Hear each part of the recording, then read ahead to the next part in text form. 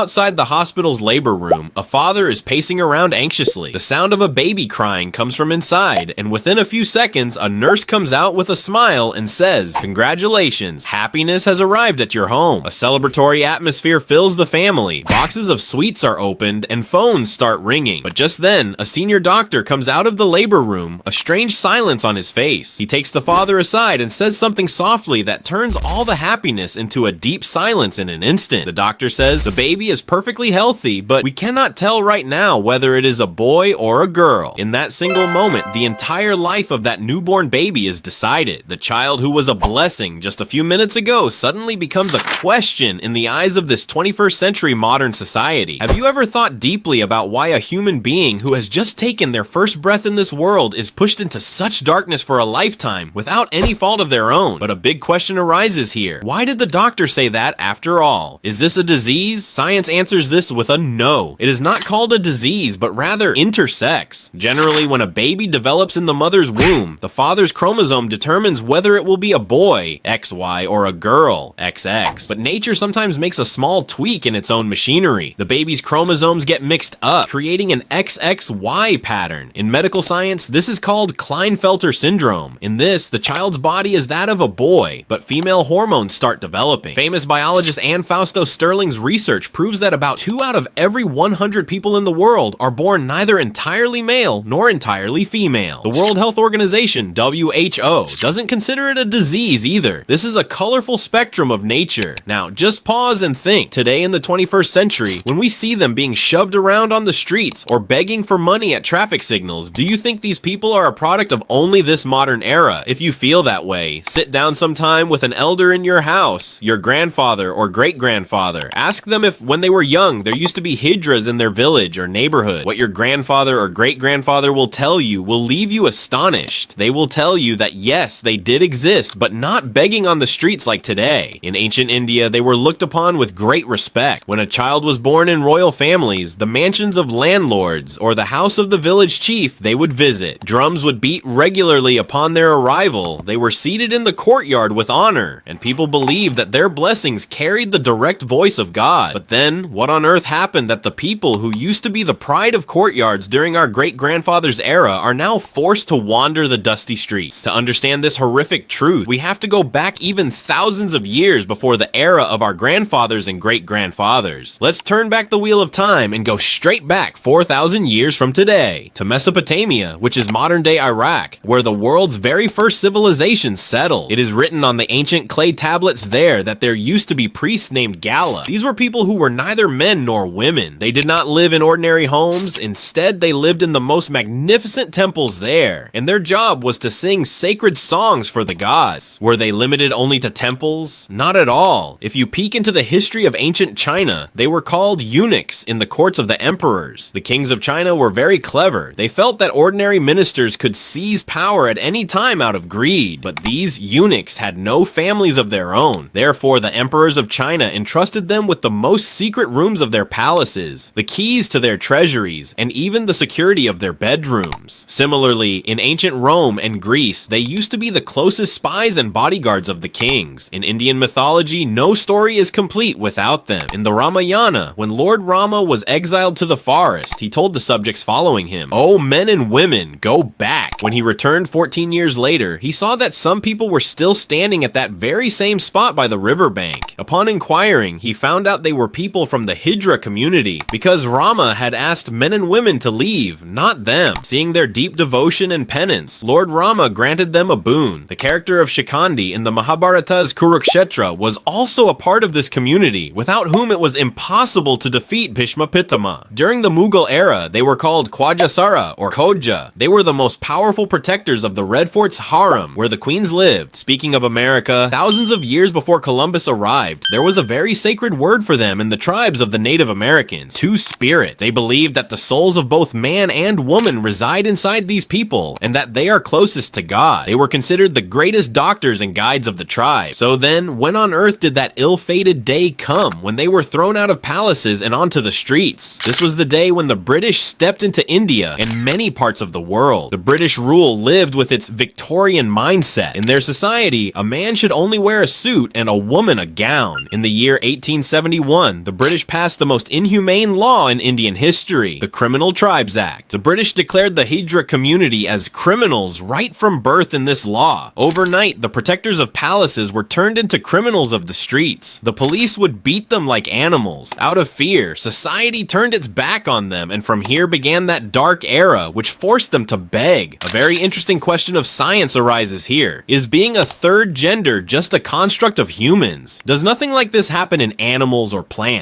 If you think this is unnatural, then you do not know science. In the depths of the ocean, a fish named clownfish is found, on which the movie Finding Nemo is made. When they are born, all the fish are male, but as soon as the dominant female of their group dies, the most powerful male changes its body hormones to become completely female. In creatures like earthworms and snails, both male and female organs exist inside a single body. Butterflies, gynandromorph, are found in the world whose half body is male and half is female. Come to the land, more than 80% of flowering plants in the world, like roses or tomatoes, are bisexual. Both male, stamen, and female pistil organs are present inside a single flower of theirs. Just think, how can something that nature has crafted so beautifully in fish, frogs, and roses be considered unnatural in the case of humans? Is there something different in their brains too, or is all this just their illusion? Science has given a very solid proof of this as well. Right in the middle of our brain, there is a very small part called BSTC, bed nucleus of the stria terminalis. Generally, right from birth, this part of a male's brain is slightly larger compared to females. When scientists scanned the brains of those transgender women who were male by birth, they were stunned. They saw that even though their body was male, that BSTC part of their brain was exactly the size of a female's brain. This simply means that your gender is not decided just by your body parts, but your brain decides it while you are still in your mother's womb. These people are not acting. Science is screaming to testify for them. Today, when you see them at traffic signals, just think about that 12-year-old child whom their own parents throw out of the house in the middle of the night because of their strange mannerisms. Where will that child go? No school gives them admission. In such a situation, their own Dara adopts them. The Hijra community has a complete secret society of its own. The Guru Chela tradition goes on here. A new name is given, a new family is formed. They also have a secret language of their own, Hijra Farsi, which they speak so that the world cannot understand their conversations. Do they not fall in love with anyone? Do they not form sexual relationships? Sexuality and relationships. Of course they do. They also have human hormones inside them. They too have the same longing for love, a life partner, and physical intimacy as any ordinary human being. But society never accepts them as a life partner. Therefore, in search of hunger and love, they often become victims of betrayal. The fire of hunger and the rejection of society push a very large population of them into the quagmire of sex work, prostitution, out of compulsion. In the darkness of the night, terrible, inhumane sexual violence and rapes happen to them. Due to the lack of protective measures, the risk of HIV, HIV/AIDS, and sexually transmitted diseases, STDs, in this community is several times higher than that of ordinary people. The rate of mental depression,